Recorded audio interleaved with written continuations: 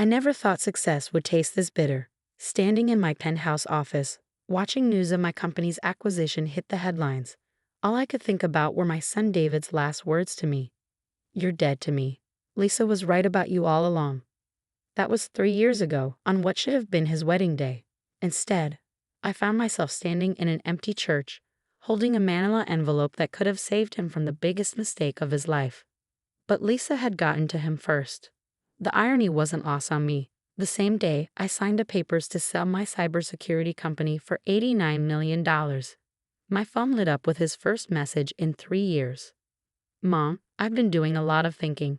Maybe it's time we talked." I stared at those words until they blurred, remembering how I built my company from nothing after his father died. I worked endless nights while David was young, making sure he never felt the poverty I grew up in. All those sacrifices, just to lose him to a woman who played him like a fiddle. The next message came quickly. "Lisa and I are having an anniversary party next weekend. Small gathering, close family only. It would mean a lot if you came." Of course it would, especially now that I was worth millions. My assistant, Sarah, who'd been with me through everything, watched me read the messages. "Are you going to tell him what we found?" I touched the locked drawer in my desk, the one containing 3 years of surveillance reports. "Not yet. The anniversary party was at their house. The one I helped with the down payment for, before everything fell apart." Lisa answered the door, her smile as fake as her designer bag. "Margaret, we're so blessed you could come." The living room was filled with her family, not his. The same people who'd watched silently when she accused me of trying to sabotage their wedding. Her mother, who backed up her lies. Her brother, who threatened to call the police if I didn't leave. David hugged me stiffly. "Mom, you look successful." "Money does that," I replied quietly, watching Lisa's eyes sharpen with interest. The next 2 hours were an exercise in restraint. Lisa paraded around, flaunting her luxury purchases while dropping hints about their temporary financial setbacks. David kept bringing up his startup's funding problems, looking at me with poorly disguised hope. "Actually," Lisa chirped, clinking her glass for attention, "we have wonderful news to share." She placed her hand meaningfully on her stomach. "We're expecting. David's finally going to be a daddy." The room erupted in congratulations. I felt sick, knowing what was in those surveillance photos. "Of course," she continued, her eyes fixed on me, "we're a bit concerned about the timing. With the startup struggling and the medical bills." She let the sentence hang. David jumped in. "Mom, I know we've had our differences, but family is family. And now with a baby coming." I opened my purse slowly, feeling every eye in the room on me. "You're right, David. Family is family. That's why I've been keeping these safe for 3 years. Lisa's smile faltered as I pulled out the first photo. "What's that?" "This." I laid it on the coffee table.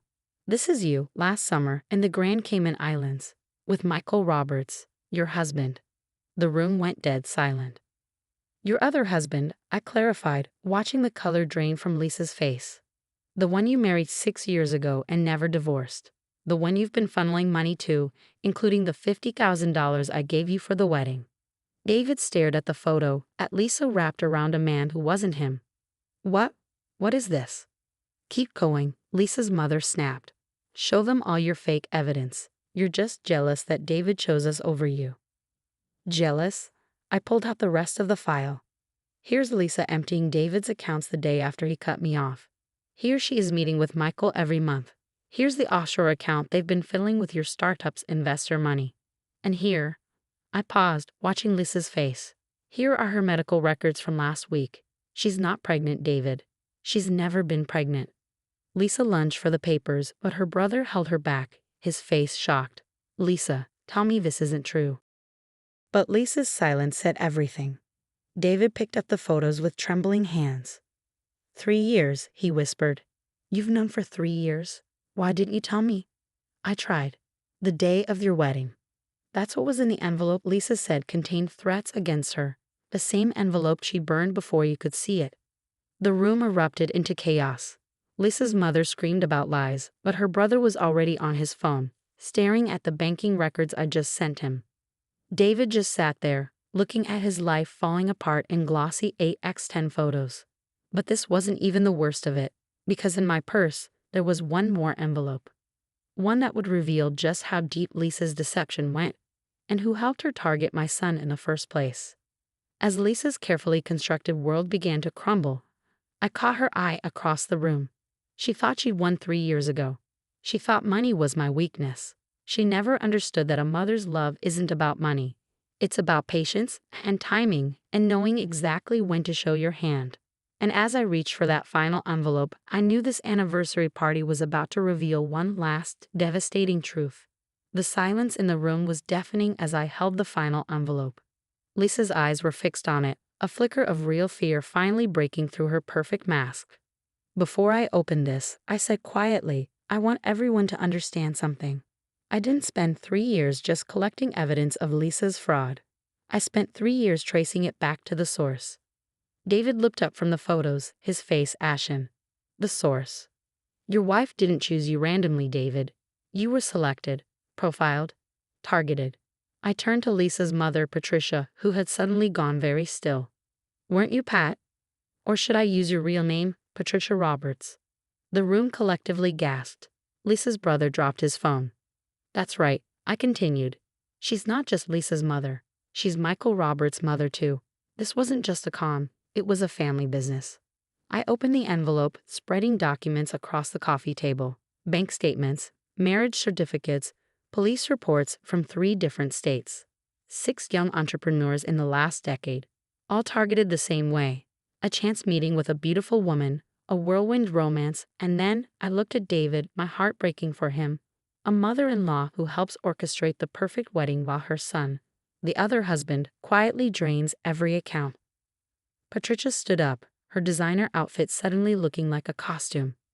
You have no proof. Actually, I do, because you made one mistake. You got greedy. I pulled out a final document. You see, my cybersecurity company, the one that just sold for millions, we don't just protect data. We track it. And 3 days ago, you tried to hack into my corporate accounts. Lisa's brother, if he even was her brother, started edging toward the door.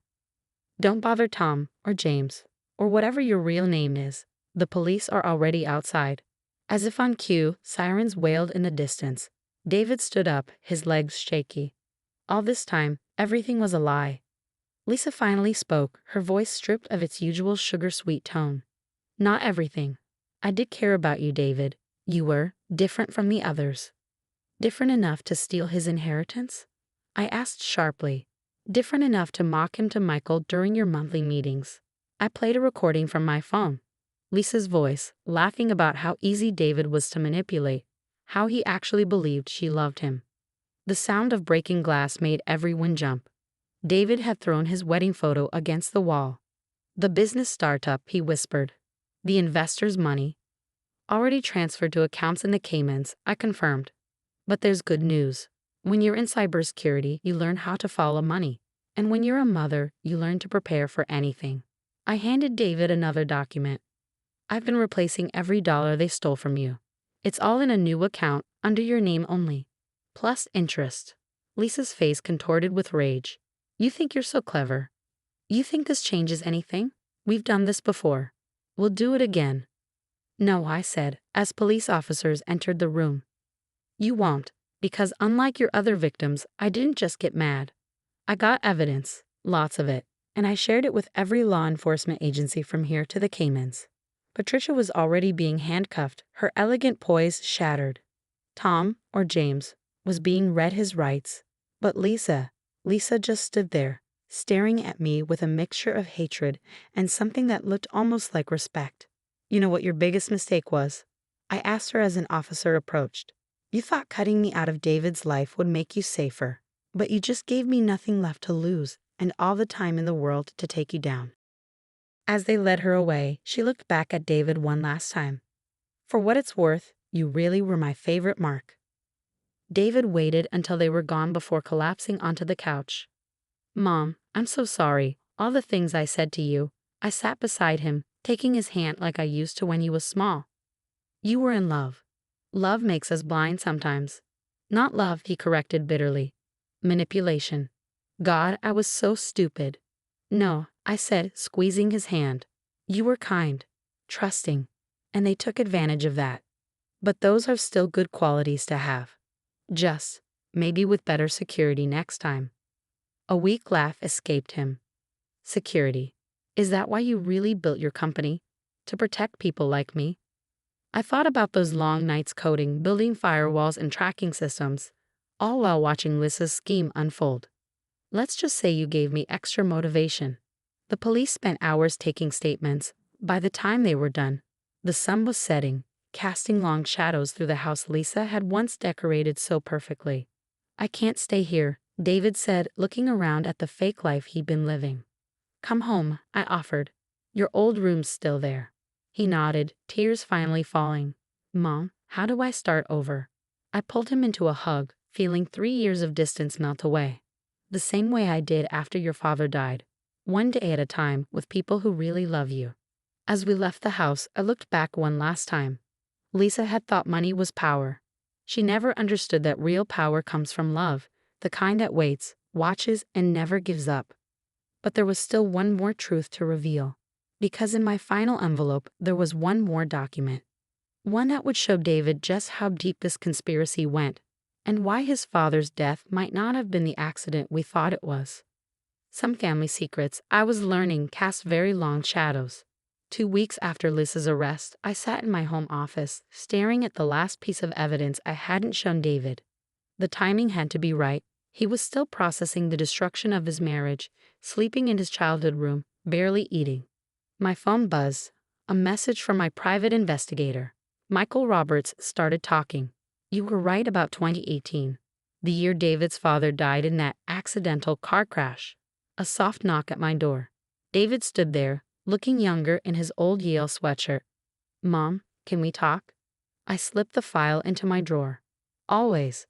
He sat down, fidgeting with his wedding ring, which he still hadn't taken off. The detective called. They found all the money Lisa and her family stole, not just from me, but from the others too. But he hesitated. They found something else, something about Dad's accident. My heart stopped. What did they tell you? Nothing specific, just that they need to review the case. He looked at me closely. But you already knew that, didn't you? Slowly, I opened the drawer and pulled out the file. I wasn't sure when to show you this. You've been through so much already. Mom, please. No more protecting me. I need to know everything. I spread out the documents. Your father's brake lines weren't worn out naturally. They were tampered with, and the last person to service his car was Michael Roberts. David finished, his face going pale. Lisa's other husband. He owned that repair shop under a different name. The same shop Patricia recommended to your father. I showed him the proof. Business records, insurance claims, a pattern spanning years. David's hands shook as he read. They killed him because he was investigating financial irregularities at his bank. Irregularities involving the Roberts family's accounts. I pulled out more documents. He was close to exposing their whole operation, so they eliminated the threat. And then they sent Lisa after me, David said hollowly, to make sure I never looked into it. But they didn't count on one thing, I said softly. They didn't know your father had already sent me everything he found the night before he died. David looked up sharply. You've known all this time? I knew something was wrong, but I couldn't prove it. Not until Lisa led me to her family. That's why I built my cybersecurity company, not just to protect others, but to create the tools I needed to track them down. The company's sale, David whispered. The timing wasn't random. No, I knew once I went public with the evidence about your father, I'd need resources to protect us. The company sale gave us both security and credibility. David stood abruptly, pacing the room. All these years you were working on this, while I treated you terribly, believed their lies. Hey, I caught his arm. You were a victim too. We both were. But now we can finish what your father started. Make them pay for everything they've done. How many other families? He asked. How many other victims? We found 12 so far. 3 deaths ruled as accidents, millions stolen. I pulled up my laptop. But now we have Michael's confession. It's over. David picked up a photo of his father, the last one taken before the accident. He died trying to protect people from them. And I ended up married to one of them. Your father would understand. He'd be proud of how you're handling this now. A notification popped up on my laptop. Breaking news. The Roberts family indictments were going public. Years of fraud, manipulation, and now murder charges. What happens now? David asked, still holding his father's photo. Now, we help the other families recover what was stolen. We make sure the truth comes out. And then, I smiled slightly. We start over. Together. David finally slipped off his wedding ring, placing it on my desk. Lisa sent me a letter from jail, asking for forgiveness, claiming she really did fall in love with me. And what do you think? He straightened up, looking more like his father than ever. I think some people don't deserve forgiveness. They deserve justice. As the sun set over the city, we sat together, planning our next steps. The Roberts family thought they could tear us apart, but they only made us stronger. They thought money was the most powerful weapon, but they never understood the force of a mother's love, or a son's determination to honor his father's legacy. Sometimes the deepest wounds come from those closest to us, but sometimes those wounds lead us back to the truth and to the people who truly love us. And as I watched David finally smile again, I knew that while the past 3 years had cost us dearly, what we gained was priceless. The truth, justice, and each other. Some say revenge is best served cold, but I've learned it's best served with love, patience, and the unshakable determination of a mother protecting her child.